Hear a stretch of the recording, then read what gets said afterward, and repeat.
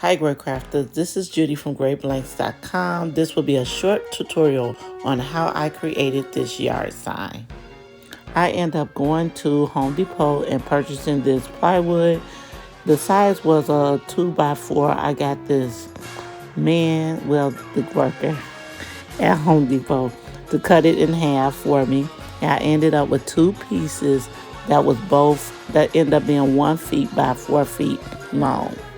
Okay, once I got home, I painted each board. Well, I painted this one white. I did do another one. You gotta wait for that video. But I painted this one white. I used masking tape so I can create some straight lines. Unfortunately, I used dollar store masking tape. I wouldn't recommend it. Go get the real stuff from Home Depot. I was just being cheap.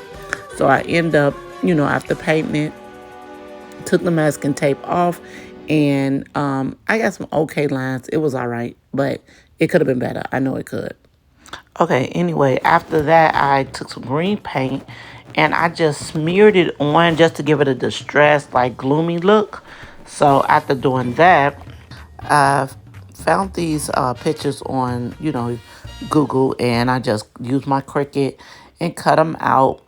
This is actually sticker paper. I didn't have no printable vinyl, so I end up just using this sticker paper. So at the end, what I end up doing is just varnishing it with some polyurethane so it could be, waterproof and everything, because it will be outside on my front porch. And, with Chicago weathers, it will get bad. So this is it. Hope you like it. Bye.